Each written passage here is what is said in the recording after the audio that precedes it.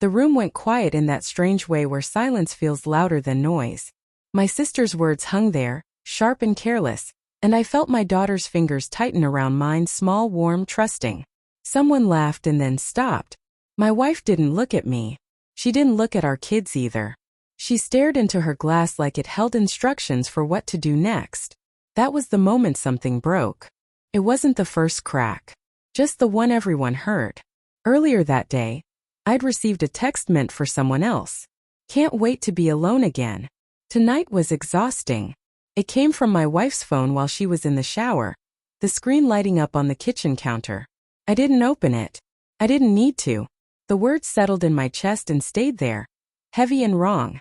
I told myself it was stress. Family gatherings did that to her. My sister's tongue could slice glass. We'd been late, the kids dressed in what we could find after a rushed morning. I told myself I should have planned better, that this was on me. But the signs had been piling up. Missed calls she returned with a clipped busy. Her laughter drifting out of rooms she closed behind her. The way she guarded her phone like it carried a second life. When I asked if something was wrong, she smiled too quickly and kissed my cheek like punctuation at the end of a sentence she didn't want to continue. At dinner, my sister leaned forward, eyes scanning our kids. You know, she said brightly, presentation matters. Then she said it. Next time, dress them properly.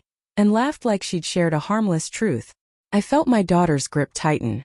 My son stared at his plate. I waited for my wife to speak, to say something. Anything. She didn't. On the drive home, the kids slept, their heads bobbing with the road. My wife scrolled through her phone, the glow painting her face in a color I didn't recognize. I asked why she hadn't said anything. I didn't want to make a scene, she said. I wanted to ask whose scene she was protecting. Instead, I nodded and stared at the road. That night, after the kids were in bed, I finally picked up her phone. My hands shook, not with anger but with dread. I told myself I'd stop if I didn't find anything.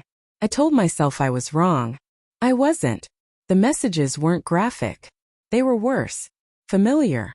Inside jokes. Complaints about how heavy home felt. About how she needed space. About how she missed being seen without being needed. And then a line that rewrote everything. He doesn't notice the little things like you do. I sat on the edge of the tub, listening to the house settle, the pipes clicking like a countdown. Memories flickered and curdled. Late nights she worked just a bit longer. Weekends she took alone to clear her head. Our life rearranged itself around absences I'd explained away. When I confronted her, she didn't deny it. She cried. Said it started as talking. Said she didn't plan for it to happen. Said she felt small in our marriage, swallowed by routines and expectations. She said my sister's comment embarrassed her. That she didn't know how to defend us without exposing cracks she was already hiding. I listened. I believed her pain. I also felt mine. Trust doesn't shatter like glass. It erodes, grain by grain, until one day you realize the ground beneath you is gone. I tried to hold both truths, that she was hurting and that she'd hurt us. The kids. Me. The turning point wasn't a fight. It was a morning. My daughter asked if she'd done something wrong at the party. If her dress was bad. I knelt in front of her and felt something solid click into place. That night I told my wife we needed space. Real space. She said she was scared. So was I. But fear wasn't a reason to stay broken. We're rebuilding now, slowly, carefully. Some days together, some days apart. Therapy. Boundaries. Silence where excuses used to be. My sister apologized eventually, awkward and late. I accepted it for the kids' sake, not hers. I still hear that sentence sometimes, the way it fell into the room. But I also feel my daughter's hand in mine steady. I learned that protecting your family doesn't always mean keeping everyone together. Sometimes it means standing up, quietly, and choosing what deserves to be carried forward.